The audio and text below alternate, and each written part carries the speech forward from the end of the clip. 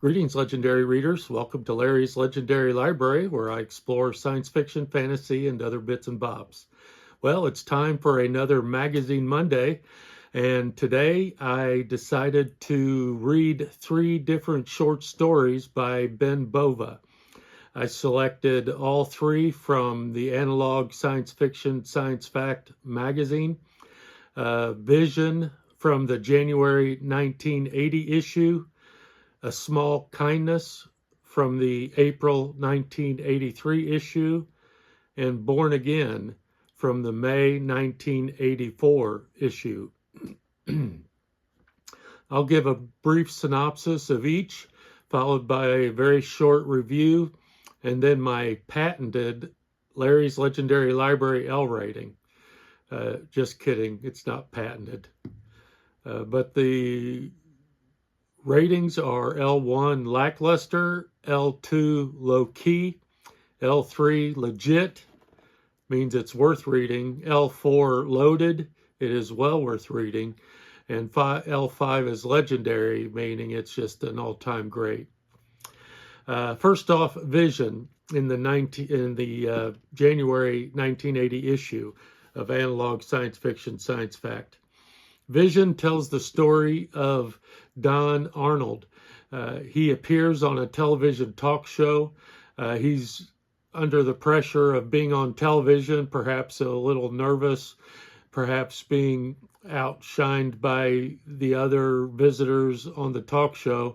He blurts out that in space you can live forever. Well, Don is a NASA engineer. They are in the process of trying to procure funding for a space station, a shuttle, and a medical complex in space. And they go through some of the political aspects of that, Congress and the political intrigue and so forth.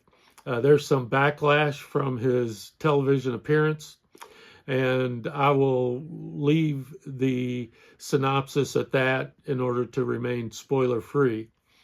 I found Vision to be a quick, easy read. I enjoyed it. I often find when I read these short stories that I wish they could be longer, and I guess that is the beauty of the short story. It always leaves you wanting more, or at least the good ones do. I rated Vision by Ben Bova as L3 legit. It is worth reading. It is interesting that the story easily could have been based in our world today, and the science fiction elements don't actually come into play until near the end of the story. Next, A Small Kindness from the April 1983 issue of Analog Science Fiction Science Fact. This story follows our protagonist, Jeremy Keating. He's a regular CIA cloak and dagger guy, although he wasn't always so. We learn that he suffers a tragedy earlier in his life that would mold him into being what he is today, and also inspires his motivations for what he's trying to do. The occasion of this story, his mission is to assassinate Kabete Rungawa of the Tanzanian delegation to the World Government Conference. Kabete is called the Black Saint of the Third World. It's set in Athens, Greece on a dark, rainy evening. There's a confrontation that forever alters Jeremy Keating's life, and it could have a far-reaching impact worldwide for humanity.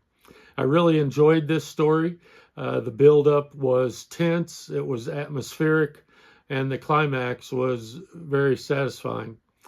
I rate A Small Kindness as L4 loaded. It is well worth reading.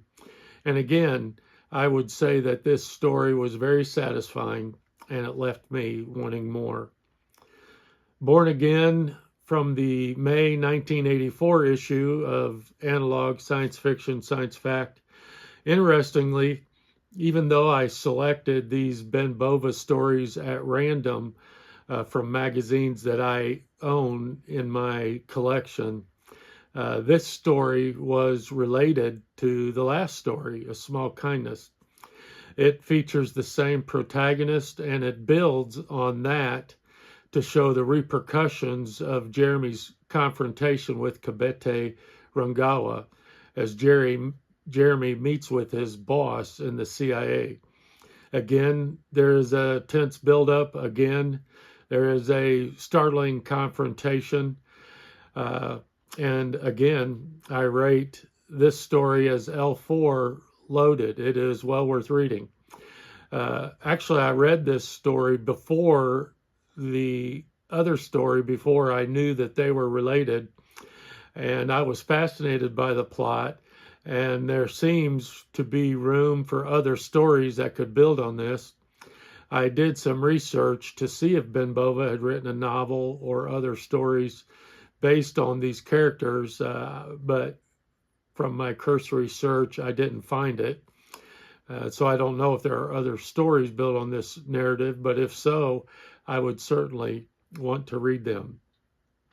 I've been turned on to Ben Bova by Jonathan Cohn's YouTube channel, where he speaks highly of the Grand Tour series. If I remember correctly, he rates it as his all-time favorite series. And as a result of that, I've been buying up Ben Bova books, and fortunately, I came across quite a stash of them. And if you watch my book haul videos, you'll have seen some of those books that I hauled that came from my library connection, and I picked up a bunch of them relatively cheaply. However, I had never read Ben Bova before, and so I chose this Magazine Monday as a way to dip my toe into his writing. And I have to say that the stories did not disappoint, and it makes me even more excited to get to the Grand Tour series at some point.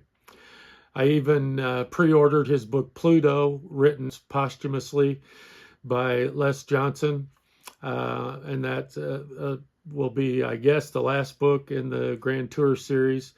I don't know if there will be any other books written by Les Johnson or others, but in any event, I look forward to jumping in. Have you read Ben Bova? What are your favorite stories or novels of his? Let me know in the comments. Thanks so much for watching, and as always, stay legendary.